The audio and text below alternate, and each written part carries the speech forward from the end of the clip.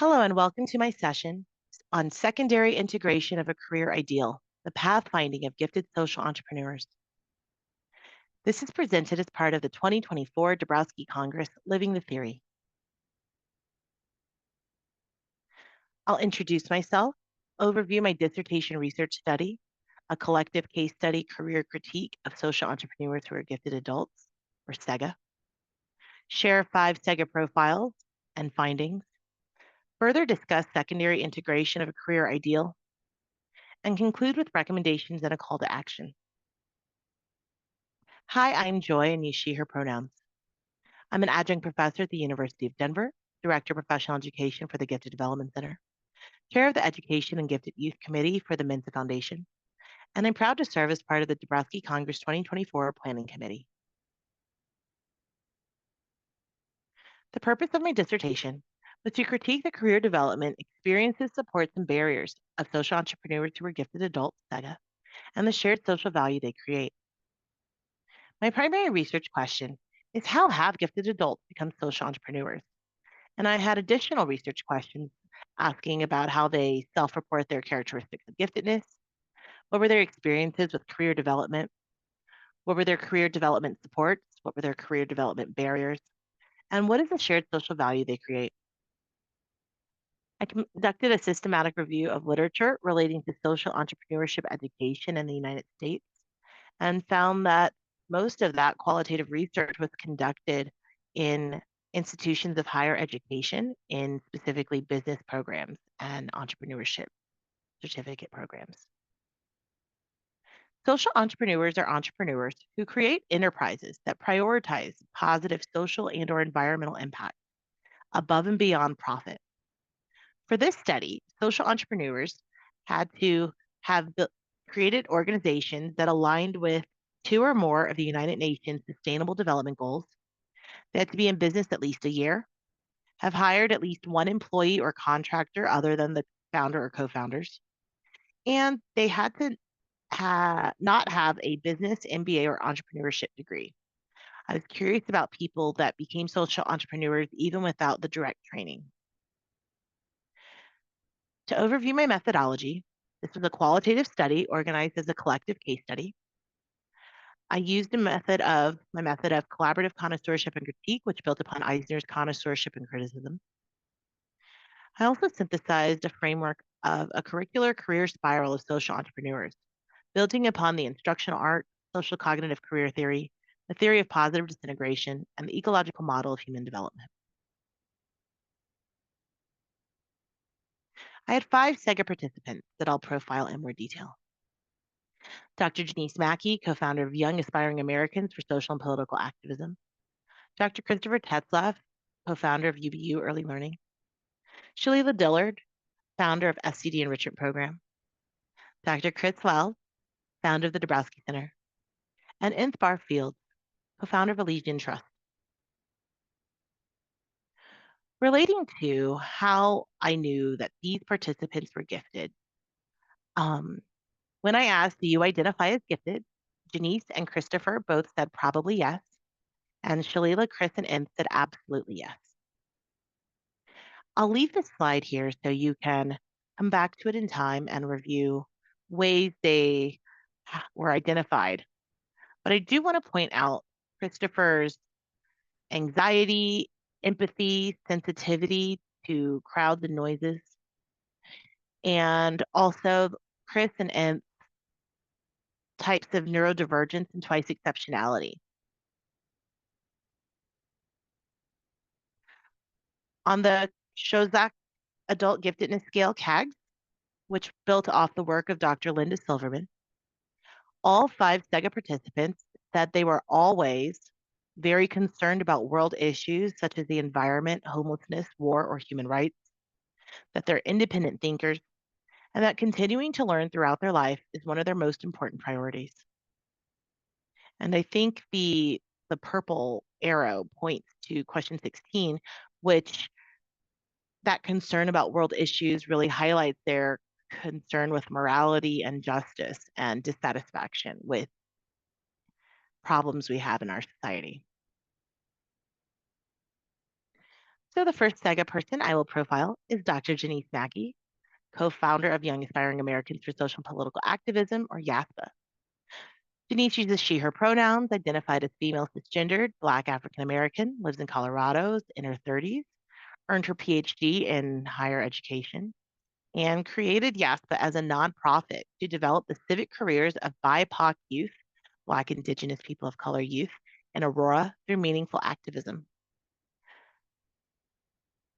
I want to touch on some of the shared social value Janice creates. Janice was very frustrated with the lack of opportunity for BIPOC students and saw a lot of funding going into being um, developing STEM talents of BIPOC youth and was like, well, what about people that want to be teachers or social workers or work in their communities in other ways? And created YASPA as a means to help transform youth activists.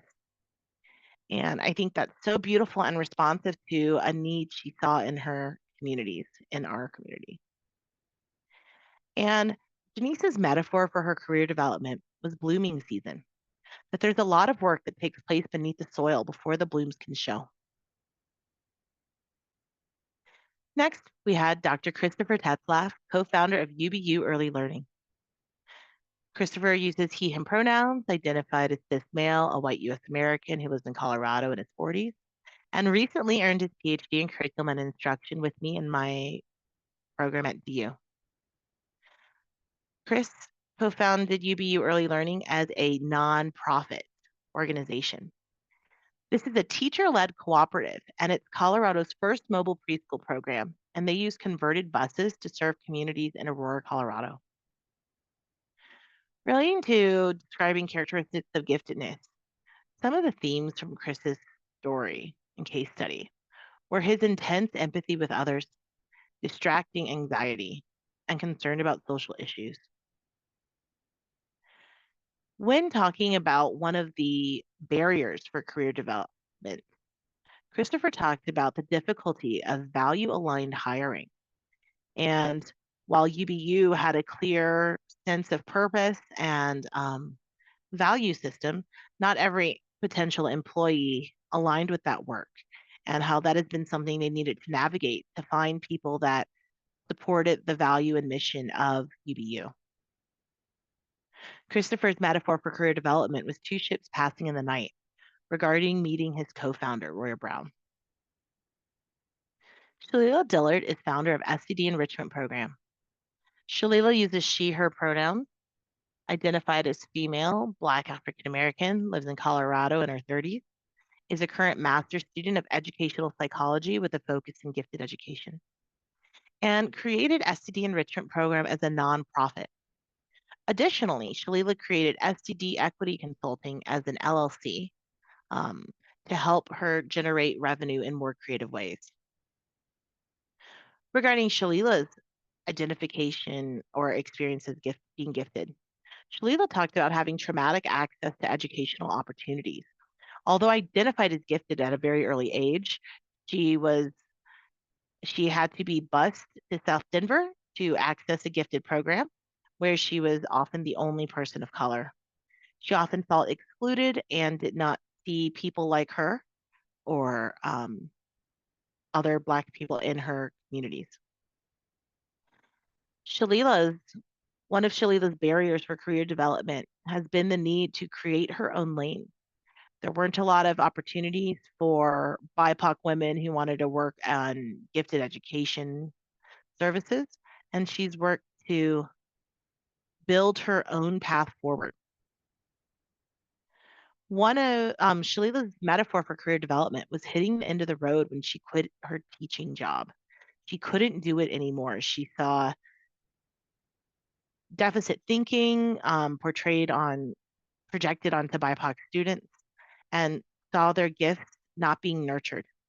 So she worked to develop SED enrichment program to work in secondary schools in Denver. And her program helps identify underrepresented gifted students that are BIPOC and to help these gifted BIPOC students access advanced coursework and prepare them for college.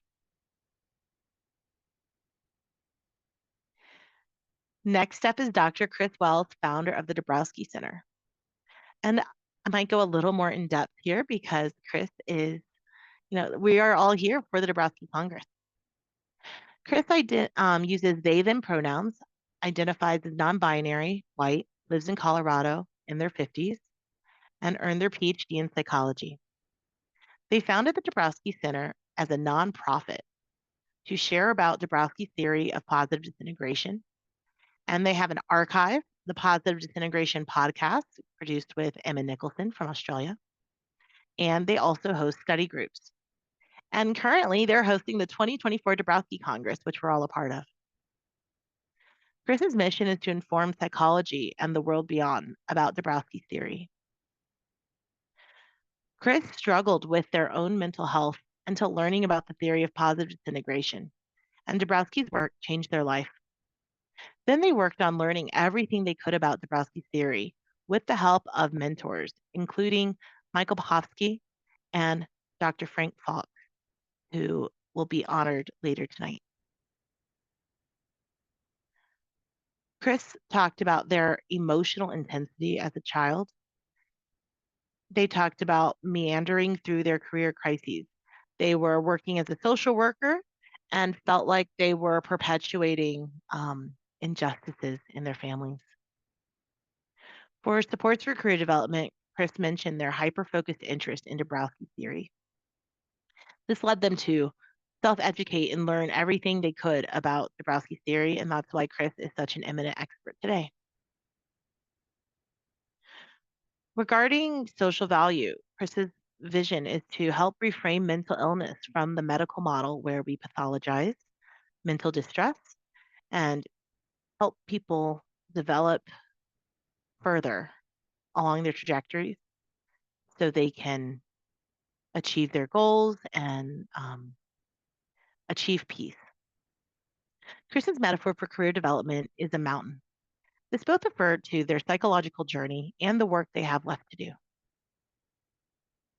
Finally, the last SEGA participant was Inth Barfield, co-founder of Elysian Trust. Inth identifies as using all pronouns, although I'll use he. He identifies as an intersex male who's African American with Afro Latino and Afro Caribbean heritage. He lives in Texas, moving soon. He's in his 40s, and though he didn't have a business degree before starting his organization, he's currently an MBA student.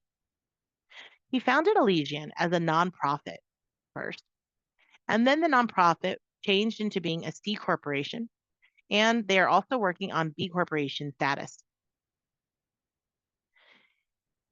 Inth has helped create Elysian, which fostered communities around varied types of giftedness. So one, the community focuses on cognitive intelligence. One focuses on creativity. One focuses on intuition. One focuses on tenacity and problem solving. Elysian was bringing together all of these people and hearing them talk and problem solve and dream. And realized that a lot of these people, these gifted people, had entrepreneurial ideas, but didn't know how to execute them. So Elysian is now a business incubator for any organization, but specifically for gifted neurodivergent entrepreneurs, particularly from marginalized populations. And the bread and butter of Elysian's work is successful grant writing. They help gifted founders get funding to pursue and develop their ideas. One of Inth's most important aspects of giftedness was this constant drive for self-education. Inth likes to figure out what he doesn't know, research everything he can about it. Inth also was resistant to the cost of higher education and very aware that you can get the resources and textbooks and learn on your own as well. Inth also shared as part of their career development a theme of if only I could be a worker bee. Inth was very aware that the current societal system we're in tries to develop students and adults into being worker bees that are compliant and work on the status quo. But Inth quickly realized he couldn't do that. And even though that might bring stability and a good salary, he needed to go out on his own and develop his own organization. For shared social value, Inth really works on making the world a better place, and everyone does. But it's fun with Elysian because it's not just Inth doing social good, it's Inth helping others to also do social good. And I think that's fascinating. Nth's metaphor for career development is a seahorse because the seahorse is also an incubator. So, findings. I'll go through this part quickly so we can get to the secondary integration of a career ideal section. Regarding the background of SEGA, they all discussed having a lower socioeconomic start, with three of my participants mentioning having periods of being unhoused and homeless. They also shared racial awareness and activism in different areas. For self reported characteristics of giftedness, they had varied definitions of giftedness, varied use of and willingness to use the terminology, with the preference for some to use the phrase neurodiverse. And they all talked about having a strong concern for morality and justice. For their career development, their themes were that they had these past experiences that were frustrating, that were not ideal. And then they have worked to, over the course of their tenure, develop their business acumen. Some people pursued textbook learning. Some people pursued accelerator programs and fellowships and incubator programs. Some worked to partner with mentors and develop their ideology and get that inspiration they needed to further their business development. And then they all talked about some process of finding secondary integration of a career ideal, where they took what they knew and what they'd learned and built their new careers and organizations to address a need that aligned with their values. For supports for career development, they all discussed creativity, the use of technology, particularly AI, which helps them do more than any one person could have done before in a timely way. They talked about different levels of self-education, which help develop their self-efficacy and their comfort. You know, oh, I didn't know how to do this, so I went and learned how to do it, and now I feel like I can do it kind of process. They talked about the value of affirming feedback of clients and customers and students and the communities they're in, and how this feedback helps them know that they're staying on track, know that their message is being received and heard, and it helps them figure out ways to adjust to further align with their mission. Additionally, they talked about the ongoing collaboration with colleagues, both within their internal communities and also people that do similar roles in other ways, in other organizations. For barriers to career development, the SEGA talked about pervasive funding challenges, racialized barriers with funding challenges and opportunities being even harder for people of color to access and for Black women to access. And also the theme that some don't get it. So these SEGA were addressing a need they saw in their communities. They created an innovative solution to tackle that problem. But sometimes funders or potential partners would not understand the value of the work. For example, Shalila wanting to serve and support gifted BIPOC students. Sometimes people would say, well, that's not all students. Or sometimes people would say, we'd rather support a remedial program for BIPOC students instead.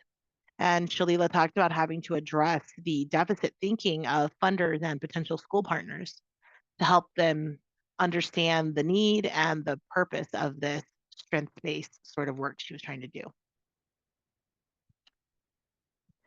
For shared social value, the SEGA talked about having meaningful outcomes, helping others to transform the world, and creating jobs doing social good.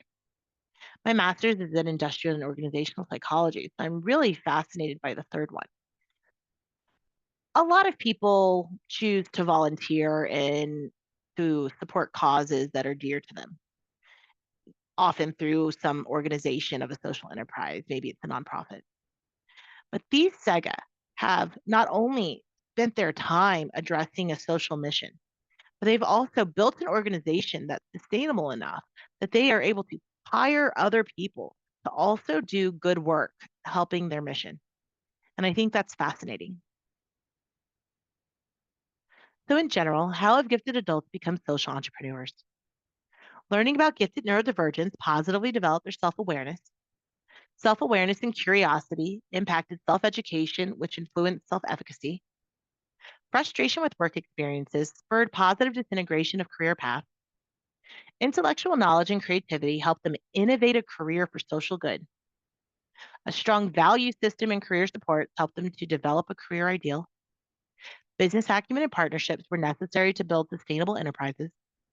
A collaborative network provided inspiration, encouragement, and guidance. Investments by others helped them form, grow, and sustain social enterprises. And feedback helped social entrepreneurs understand their impacts and refine their work. Now to the good stuff for this session. Secondary integration of a career ideal. I'll briefly touch on OEs, overexcitabilities, dynamisms, and secondary integration. This study did not explicitly ask about overexcitabilities. However, from the interviews and observations and transcripts, I want to highlight a few phrases that explain what these saga were going through. So for intellectual overexcitabilities, they had insatiable sense of curiosity. They would go really deep into concepts, always willing to learn, always eager to learn. Emotional overexcitability, phrases like, I'm an empath, I feel very deeply. I'm really sensitive to injustice. I can feel others' emotions. I'm emotionally gifted. I was too emotional, especially compared to my peers. For imaginational overexcitability, I'm constantly thinking about things, about possibilities. I have an extremely intense experience of imagination. I have an imaginary world that was really enriched and wonderful. And they all talked about having a strong creative and guiding vision for the work that they wanted to do. The closest my participants came to discussing aspects of sensual overexcitability were just phrases such as having artistic wisdom and embodied wisdom about how a space might feel and affect the emotions of others. They also talked about having musical interest and artistic interest and creativity. And then the closest mention I might have come that might have come for psychomotor overexcitability was when Christopher mentioned a commitment to exercising to help work around severe anxiety. Regarding developmental dynamisms, my SEGA participants talked about having critical evaluations of their world.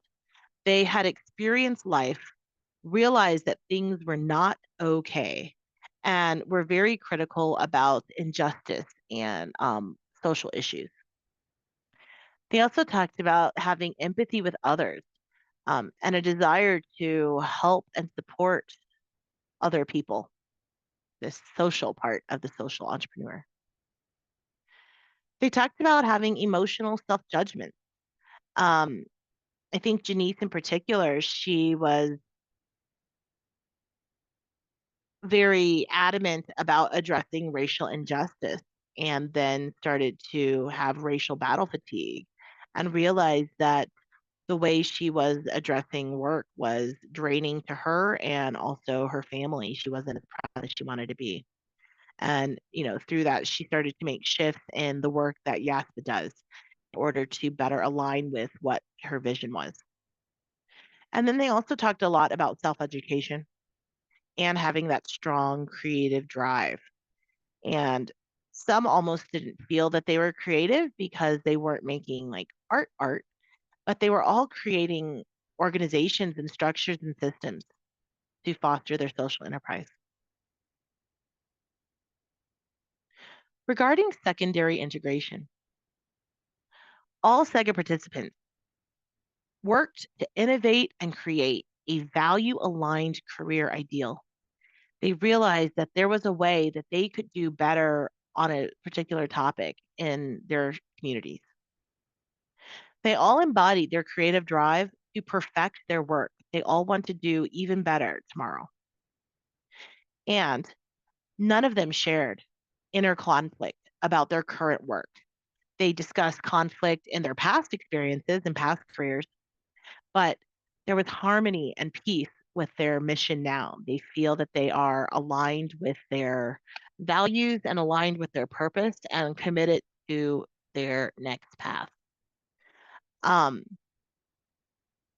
I think that this indicates an aspect of secondary integration, not necessarily for their whole entire life, but regarding their career ideal. They are living their values every day. And I think that's so beautiful and aspirational. Let's start to wrap up with some recommendations. So, recommendations for SEGA or future SEGA: access developmental supports, utilize strengths and work around weaknesses, cultivate spirituality and relational trust, obtain business acumen somewhere or partner with someone else who has it, research to inform a business model, innovate a social enterprise model with integrity, collaborate with inspirational peers, reflect on progress and goals, adapt to overcome obstacles, and share resources within the community.